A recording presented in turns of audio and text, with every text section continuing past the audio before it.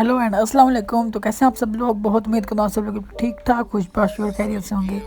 आज जी मैं करने लगा हूँ मायूं मेहंदी मेकअप लुक, ठीक है, जो आप कर सकते हैं अपनी ब्राइड पर भी। और जी आपको मेथड समझाने के लिए ही वीडियो ट्यूटोरियल बनाया है, अदरवाइज़ ये मेरी रियल क्लाइंट नहीं है।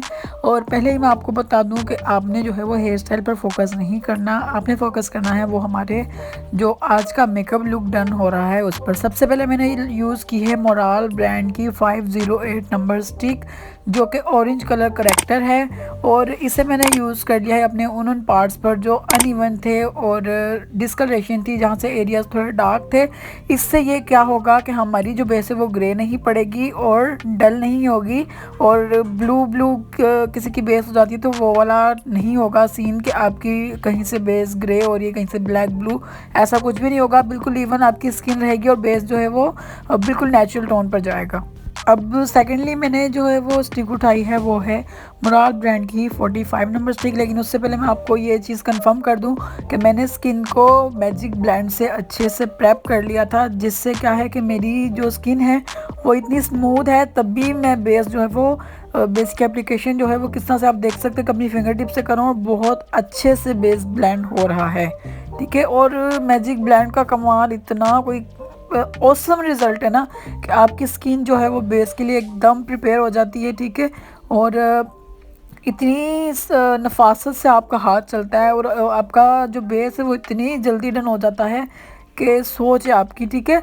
वो अक्सर औकात ये होता है कि हमारी स्किन अच्छे से प्रेप नहीं होती तो फिर हमारी बेस जो है वो क्रैक भी कर जाती है, कभी कभी बेस स्किन पर बेस जो है वो बैठती ही नहीं है स्किन पर।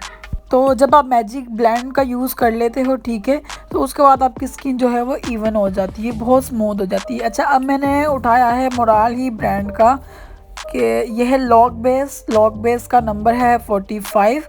और इसको जो है वो आपने इसका जो टेक्सचर है ना वो आपने बिल्कुल जो है ना वो पतला भी नहीं रखना और बिल्कुल जो है वो आपने गाढ़ा भी नहीं रखना। बिल्कुल नेचुरल पे आपने जाना है कि रनी टेक्सचर हो, ठीक है। इसका कि मतलब आप इसे फील कर सकें कि ये रनी टेक्सचर है, ठीक है। तो आपने इस तरह का टेक्सचर रखना है, अदरवाइज़ अगर आप बहुत ज़्यादा थिक कर दोगे तो बेस जो है वो क्रैक हो जाएगी। अगर बहुत ज़्यादा थिन हो जाएगा तो उसमें इतना इशू नहीं है। अगर आपकी प्राइमरी बेस डन होगी तो थिन बेस का मसला नहीं है, आप थिन बेस भी बना सकते हैं अगर आप बहुत ज़्यादा लेयरिंग नहीं चाह रहे तो। अच्छा, बाकी किसी को ये भी प्रॉब्लम हो सकती है कि लेयर कर दी स्किन पर, तो ये बेस सैलून में जिस तरह से बनाया जाता है ये वो मेथड है, आपके साथ शेयर किया। अब मैंने लिया है यहाँ पर मिस रोज़ का और काशीज़ का जो पिंक पाउडर बेस आता है कॉम्पैक्ट ड्राई केक जो आता है काशीज़ का, वो मैंने लिया है कॉम्पैक्ट पाउडर। काशीज़ और मिस रोज़ को मिक्स कर मैंने उससे अपने बेस को जो है वो सेट कर लिया। अब मेरे पास काशीज़ का यहाँ पर dark brown gel brow maker है, ठीक है। इसको मैंने थोड़ा सा पानी लिया, उसके साथ वेट किया। और अब मैंने जो है वो एक एंगल ब्रश उठाया है और एक साथ मेरे पास स्पूली है जिसकी हेल्प से मैं अपने आईब्रोज को बहुत अच्छे से ड्रॉ कर रहा हूँ, ठीक है। आपने जो अपने आईब्रो की एंड्स हैं उन्हें थोड़ा डार्क रखना है और आगे से आपने बिल्कुल नेचुरल रखने के लिए क्या करना है कि आप स्पूली के साथ उसे ब्लेंड कर सकते हैं। आप आगे तक शेड ना लाएं, कि अगर आप आगे तक शेड ले आते हैं तो फिर वो बहुत ज़्यादा शार्प लुक भी आ जाता है, ठीक है।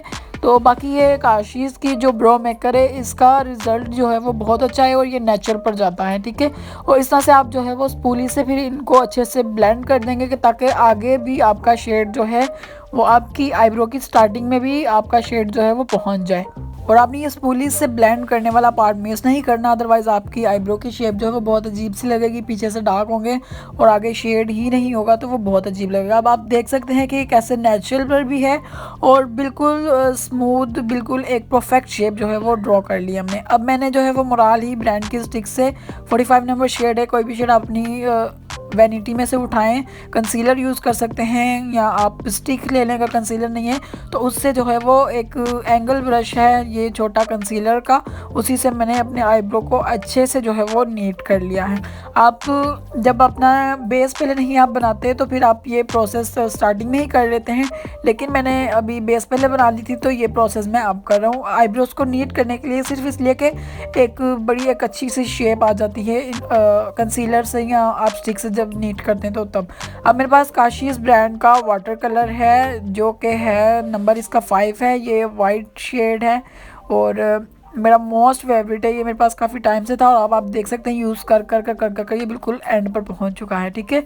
और लाइनर ब्रश जो होता है उससे मैं इसे लगा रहा हूँ। आप कोई भी ब्रश छोटे साइज़ का अपनी वैनिटी में से उठाएं और लगा दें, उससे आप यूज़ कर सकते हैं। बस आप अपने हाथों से इस पार्ट पर ना लगाएं, क्योंकि आईब्रो पर अगर लग जाए तो थोड़ा सा वो अच्छा नहीं लगता। वैसे आप लगा सकते हैं, कोई मसला नहीं है।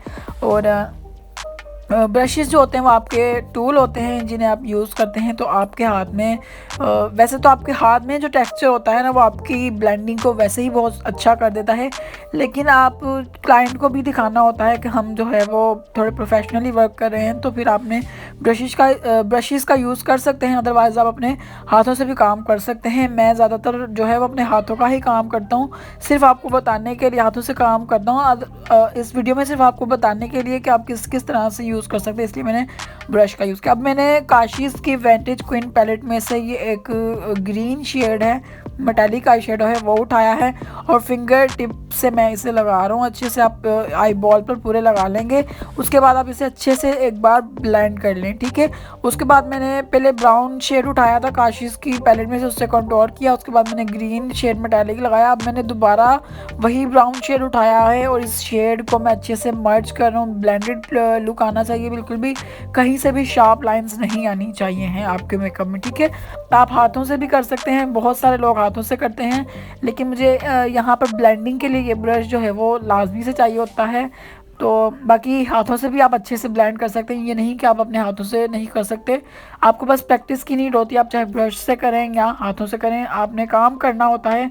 जबकि मैंने आपको ये बात पहले ही बताई है कि आपके हाथों में जो टेक्सचर होता है ना उससे आपकी ब्लेंडिंग जो है वो बहुत अच्छी हो जाती है। अब मैंने वही ब्राउन शेड आइज़ के नीचे भी लगा दिया है, साथ साथ आपने काम करना है। अभी मैंने ब्राउन शेड उठाया है काशीज़ ही की विंटेज क्वीन पैलेट में से, और अभी मैंने सिर्फ आउटर कॉर्नर पर हल्का से शेडिंग के लिए ना सिर्फ जो है यहाँ पर ब्लेंड करते हुए ना कि ताकि हमारे एजिस ना नज़र आए, जो हमने ग्रीन शेड जो हमने यूज़ किया है उसके एजिस ना नज़र आए, उसके लिए मैंने उससे ब्लेंड किया। अच्छा, मैंने आईलैशेज़ लगा ली थी तो ये पार्ट मिस हो गया। आईलैशेज़ लगाकर मैंने यहाँ पर कंटूरिंग कर ली, ब्लश ऑन हाइलाइटर मैंने सब किया था, वो पार्ट मिस हो गया है। और कंटूरिंग के लिए ये है कि आपने मायो मेहंदी लुक पर बहुत ज़्यादा शार्प कंटूरिंग ना किया करें, वो ओवर लुक पे चले जाती है। आप हमेशा लाइटर शेड उठाया करें। ये मेरे पैलेट में जो सबसे लाइटर शेड था उससे मैंने जो है वो कंटूरिंग की, और ये है फाइनल लुक लिपस्टिक की। और यहाँ पर मैंने काशीज़ का डायमंड डस्ट नंबर 11 यूज़ किया था, जिसका जो है वो क्लिप मिस हो गया है। हाइलाइटर मैंने आम सा लोकल सा जो होता है वो था मेरे पास, मैंने वो यूज़ किया है। और ब्लश ऑन भी मेरे पास एक आम सा ही था, मैंने वो यूज़ किया है। और हेयर स्टाइल पर आप बिल्कुल भी नहीं चाहिएगा, क्योंकि हेयर स्टाइल जो है वो अभी मुझे नहीं आते हैं। और बाकी ये है हमारा ओवरऑल लुक।